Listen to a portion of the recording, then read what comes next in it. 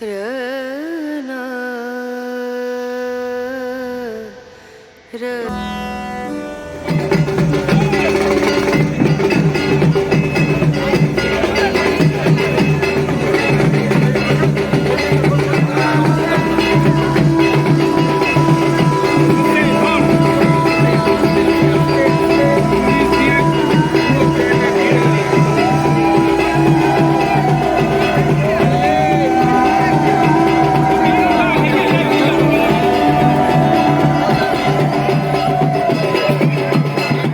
আজ আপনারা সিপাট খর্দা এসছেন শ্রী শ্রী রাধাশ্যাম সুন্দরজিউর মন্দিরে এই রাসযাত্রা উপলক্ষে।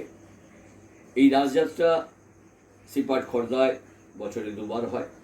কোজাগরি পূর্ণিমা থেকে যে রাস হয় তাকে বলা হয় শরৎ রাস, আর এই রাসকে বলা হয় মহারাস, এবং সম্পূর্ণ প্রভু গোপীনীদের নিয়ে এই রাস করেন।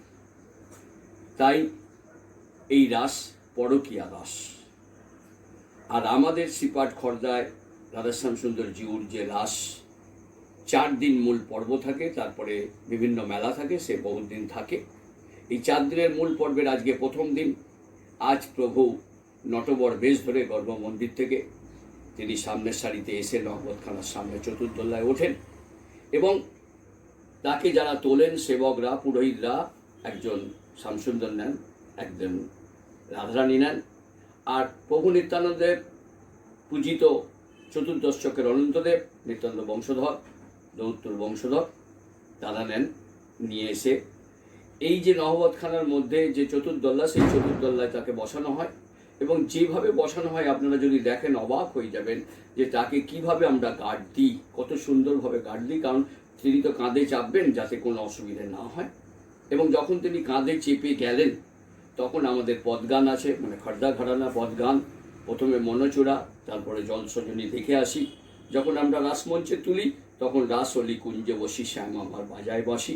এবং রাসমঞ্চে তুলে দেওয়ার পরে যে 5 মিনিট আপনাদের রাস্তায় মানে রাসমন্দিরে যেতে লাগে, কিন্তু প্রভুকে নিয়ে যখন যাই আমাদের 2.5 ঘন্টা 3 ঘন্টা লেগে যায়। এবং আজকে রাত্রি 9:40 আমরা রাসমঞ্চে তুলেছি, এবং আগামীকাল ভোরবেলায় 4:30 মঙ্গল আরতি হবার পরে প্রভুকে আমরা যেমনি চতুর্দোল্লায় নিয়ে যাই, কিন্তু আমরা কাঁচের পালকি করে প্রভুকে আমরা নিয়ে এসে গর্ভমন্দিরে ঢুকে দিই। আগামীকাল দ্বিতীয় দিন, এবং দ্বিতীয় দিনে প্রভু রাজবেশ পড়বেন। ঠিক যেভাবে প্রথম দিনকে ওনাকে চতুর্দোল্লায় তোলা হয়েছে, ঠিক সেইভাবে চতুর্দোল্লায় তোলা হবে। যে পদ গানগুলো আপনাদের বললাম, মনচূড়া, জলসজনী এবং রাসলি কুঞ্জে বসি, এবং আমরা রাত্রিবেলায় উনি সারা রাত্রি রাসমঞ্চে থাকবেন।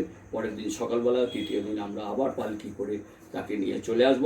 এবং তৃতীয় দিন যখন উনি যাবেন, সেদিনটা একটা বিশেষ দিন, কারণ তিনি রাখাল বেশ ধরে যাবেন। এবং সেই দিনকে এই পদগানের সঙ্গে সঙ্গে আরেকটি গান হবে, যেটা হচ্ছে শ্যামসুন্দরের রূপবন্দনার গান হবে, যেটা শুনলে আপনাদের মন ভরে যাবে। এবং আমরা যথারীতি সেইভাবে নিয়ে গিয়ে তৃতীয় দিন রাসমঞ্চে তুলে পরের দিন সকালবেলা আর মঙ্গল আরতি করে তাকে নিয়ে আসবো না। সমস্ত ভক্তরা, বাংলার ভক্তরা তার কাছে এসে পুজো দেবে এবং তিনি প্রসাদ গ্রহণ করবেন।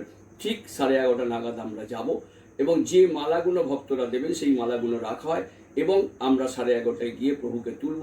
সেই দিনকে কিন্তু অদ্ভুত ফুলের বেশ টাইপের তৈরি করা হয়, মানে চতুর্দোল্লাকে ভারী সুন্দর লাগে, এবং শামকে সেইভাবে তোলা হয়। তুলে কাঁধে চড়ানোর পরে তার আগে একটা ঐতিহাসিক ঘটনা এখানে আছে সিপাট খর্দায়, যে ঘটনাটা আপনারা শুনলে আনন্দ পাবেন। যে সেই দিনকে আমরা শেরপা ব্যবহার করি, এবং সব ভক্তদের, নিত্যানন্দ বংশধর, দৌত্যদের সবার মাথায় লাগিয়ে দিই শেরপা।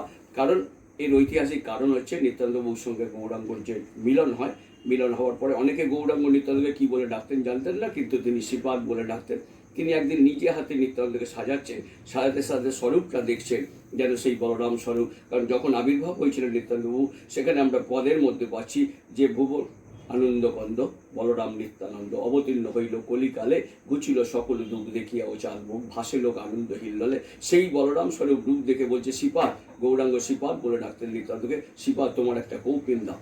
শ্রীপাদ বলছে কী হবে বউ, দাও না। কৌপিনটাকে নিয়ে টুকরো টুকরো করে ছিঁড়ে নবদ্বীপবাসীকে বলছে তোরা একটা করে ছিঁড়ে বেঁধে দে, আজ থেকে তোরা কৃষ্ণের দাস হলি। যদি আরও গাঢ় হতে চাস তাহলে শ্রীপাদের পাদদর পান কর। আপনারা যে সেখানে চন্দ্রমত্তের পান সেই চিরাচরিতভাবে এখানে হয়ে আসছে, এবং সব শেরপা ভক্তদের, নিত্যানন্দ বংশধরকে, দৌত্যদের পরিয়ে দেওয়া হচ্ছে।